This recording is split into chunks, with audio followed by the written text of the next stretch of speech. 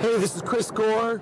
You're listening to Dr. Gonzo Radio on Dr. Gonzo Piqua something.com. I don't know. What am I supposed to say? Yeah, we'll have Zach. I'll have Zach do the next bumper. So, hey, Dr. Gonzo's here. Put a dime in him, you gotta let the whole song play out. He's like human jukebox. Oh, he's a talker, ain't he? He's an old fat grandpa man. Our parents were the greatest generation. Our dads went overseas to fight a war. As soon as they came back, they grabbed our moms and hit the sack, and there they stayed from 1946 to 64, making babies. Lots of babies. The baby boomers. 76 million. And we grew older, but we're not dead yet. Hail to the king, baby. And hey, Dr. Gonzo here. Hey, last week I made a video on yacht rock. It was something I'd never heard of before. So I'm going to add a little commentary to all that to kind of put it more in perspective. So the bottom line is this thing came out, yacht rock. Never heard the term before. And I've been a musician. Well, I'm 67. I've been a musician for at least over 60 years, 67, no, close to over 50 years, I guess, doing the math. And so the bottom line was they took they made a bunch of comedy skits and kind of worked around some pop rock, very mixed genre of stuff, including Steely Dan, Toto, stuff that would not, they considered it soft rock, but no, it really wouldn't have been back in the day. So, okay. So back in the day, I remember we used to play records on record players when we were kids. And then we eventually got a transistor radio.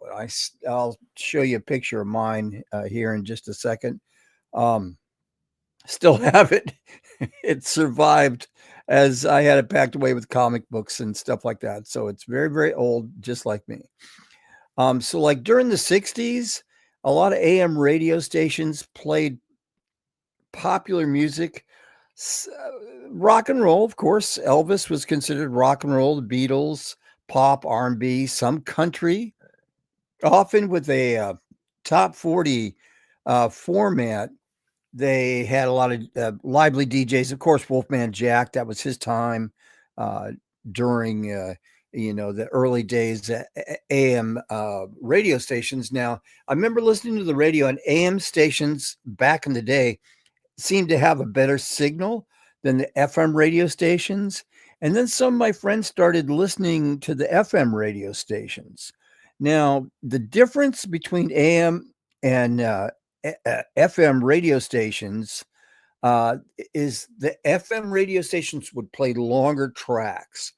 I remember hearing some of Dark Side of the Moon by Pink Floyd, and it was like 20 minutes, to where on the AM stations, they had pretty much boxed up. Now, I played drums for Gary Lewis and the Playboys, who was very pop rock in the 60s. And I know Gary was telling me their songs, they had them around 2 minutes and 7 seconds. There was a formula for that. I don't know exactly the time, but they were very short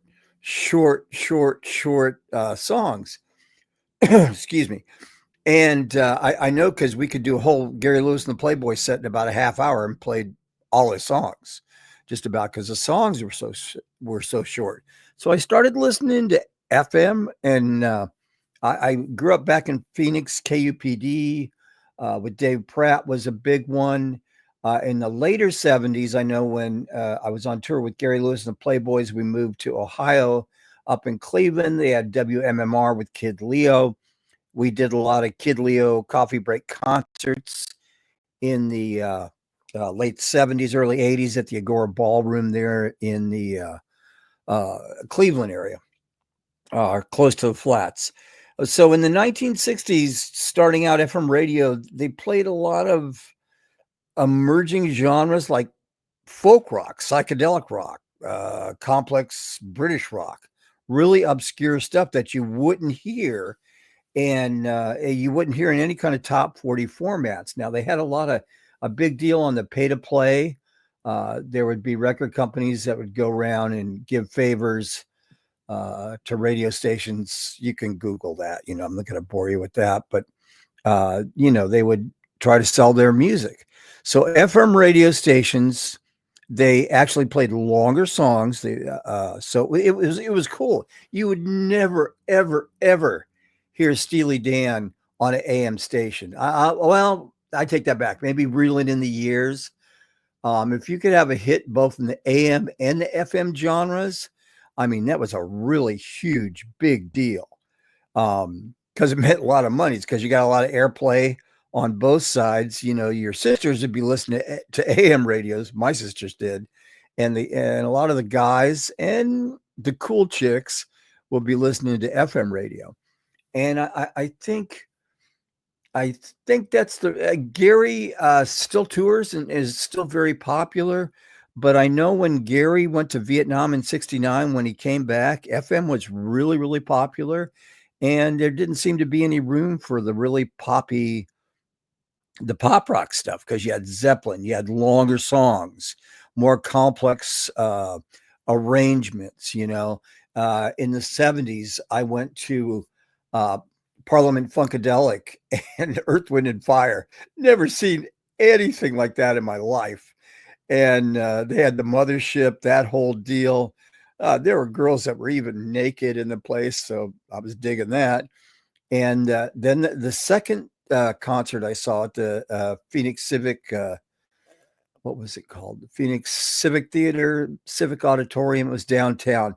Was Genesis, and it was the last tour with Peter Gabriel. Lamb Lies Down on Broadway. First time I saw Phil Collins. Now, I was already drumming in high school and stuff like that. When I saw Phil Collins' kit, and I'll show a picture of that, I thought, dude, this is what I want to do.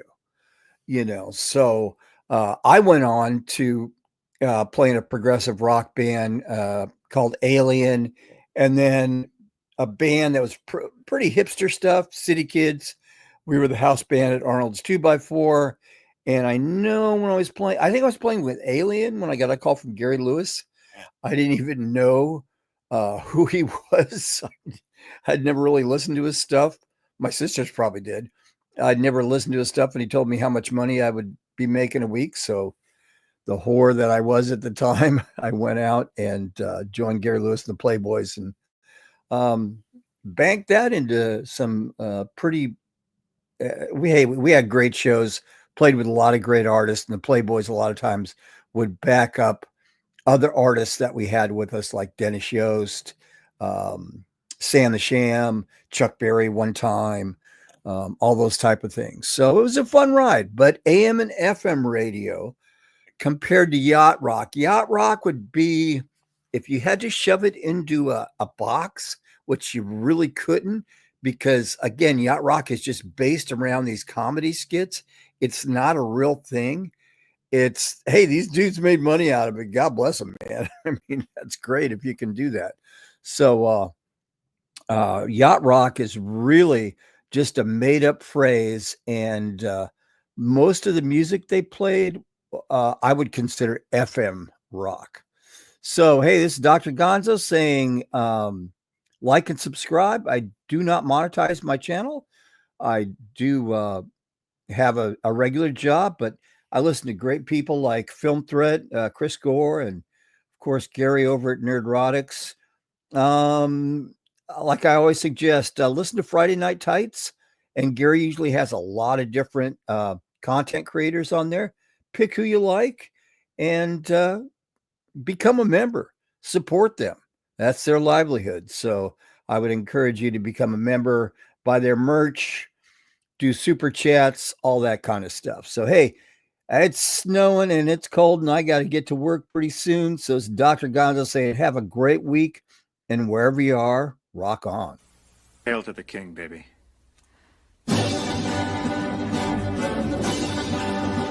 What the hell are you two doing? That's called rocking out. You wouldn't understand, Dad. You're not with it. I used to be with it. But then they changed what it was.